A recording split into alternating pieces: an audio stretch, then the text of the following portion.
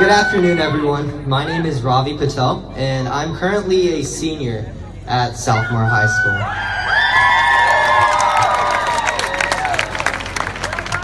Just like the rest of you present here today, I'm angered, irritated, sick, and frankly tired by the consistent apathy depicted and portrayed by our legislators behind us and on Capitol Hill. But looking out upon this crowd gives me hope. Each and every one of you present here today is unique. You all here are relentless. And each and every one of you here is passionate about something bigger and much larger than yourselves, and that in and of itself is potent and speaks volumes. We as the youth of this nation possess a power that no other demographic in this nation has. We possess a spirit that is yearned for by many, and we can communicate with each other in a respectful manner and confabulate topics of diverse opinion without bringing each other and tearing each other down. But most importantly, we inhibit a sense of unity. We inhibit a sense of unity that is dreaded by our legislators currently in office. And for way too long, we have been disregarded. We have been ignored and outcasted from discussions of issues that blatantly affect us. But today, if anything has been solidified, it's that time is up.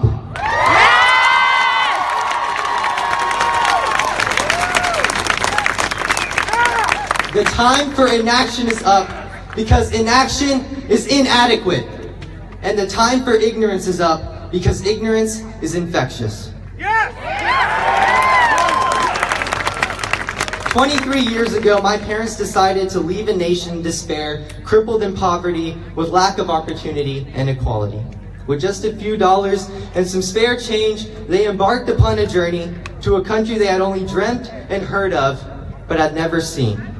They flew across the ocean blue to witness this very foreign theory of democracy and social mobility. Back then, our nation's magnetic and tectonic greatness is what attracted my parents to this country. During those times, we had just landed a man on the moon. We were technologically the most advanced nation in the world. Our economic growth had doubled. Unemployment was at an all-time low. And despite whoever the president was, we solved issues through confrontation rather than circumvention. We put others' needs before our own, and we ensured that each citizen was treated with equity and had an equitable chance at their own individual pursuit of happiness. Yet today, the state of our union makes me truly ponder if the sacrifices my parents made were truly worth it. The truth is that our nation has failed us. Our leaders have failed us, and frankly, ever since the orange man in office was sworn and inaugurated in, he has failed us.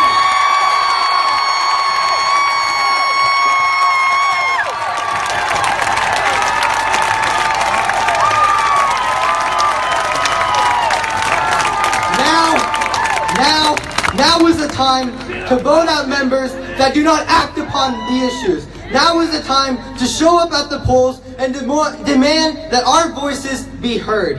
And now is the time to vote out individuals like Marco Rubio, who believe that putting a bill...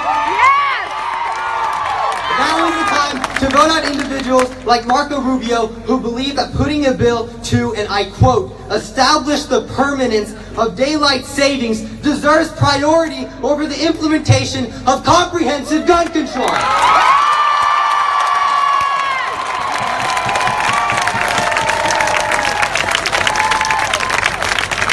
Our government may have let us down, but we as the youth of this nation can't afford to do that. Looking out into the crowd today, I see academic excellence. I see athletic superiority and an artistic ability subpar to none. I see future presidents, diplomats, leaders, musicians, chefs, scientists, astronauts, and researchers. But most importantly, I see potential. A potential to change the world for the better.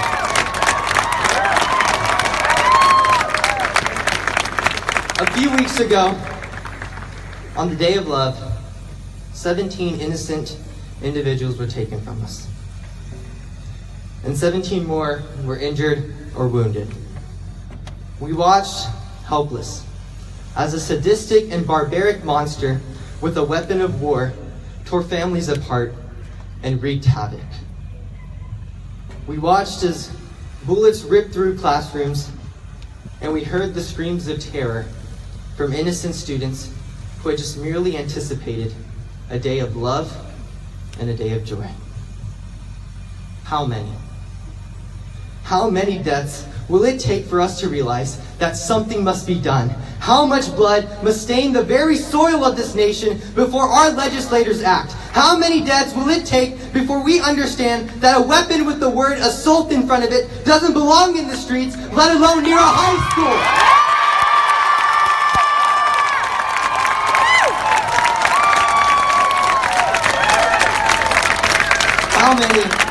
How many tears and cries will it take before our legislators understand that an individual's Second Amendment right doesn't outweigh my right to live? It doesn't outweigh my right to attend an education.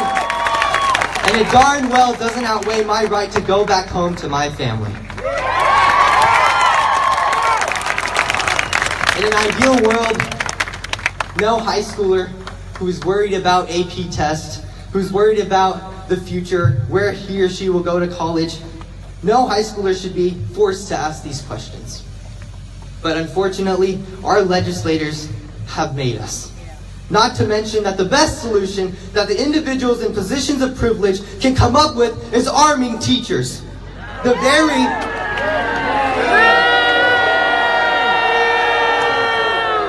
very sacrosanct institution and temple of knowledge should be a place of learning and enrichment, not a prison cell.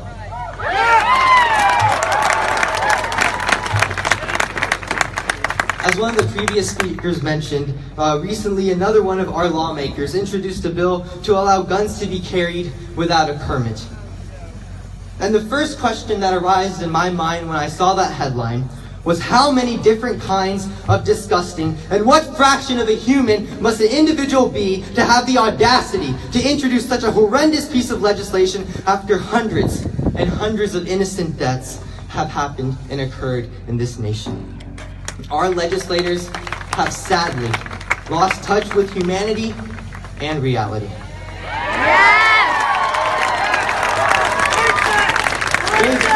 They've lost touch with the reality that the Second Amendment doesn't matter more than any of our lives. They've lost touch with the reality that securing one's self-worth by attaining an assault rifle doesn't outweigh my right to attain a peaceful education. And it doesn't outweigh my right to see my dreams and aspirations come to fruition. They've lost touch with the reality that 315 million guns unaccounted for lying wherever does not make a well-regulated militia. It instead makes a well-regulated threat.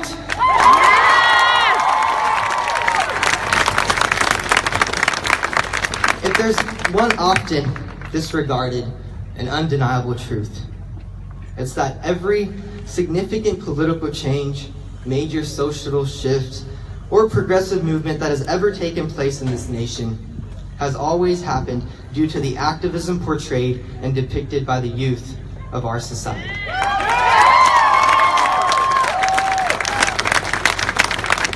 Whether it be the Freedom Riders in Jackson, Mississippi, or the March across Selma, youth involvement has played a visceral role in our country's history and its tempestuous movement forward. And this very day will sooner or later be in the history books.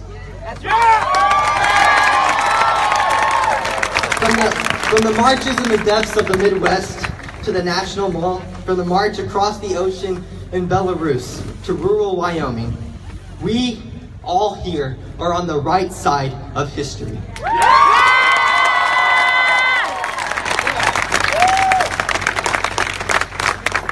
Thanks to you all the youth in this nation finally have a platform. And it is our turn to use it in our communities and towns, because today isn't the end of the movement. It's just the beginning.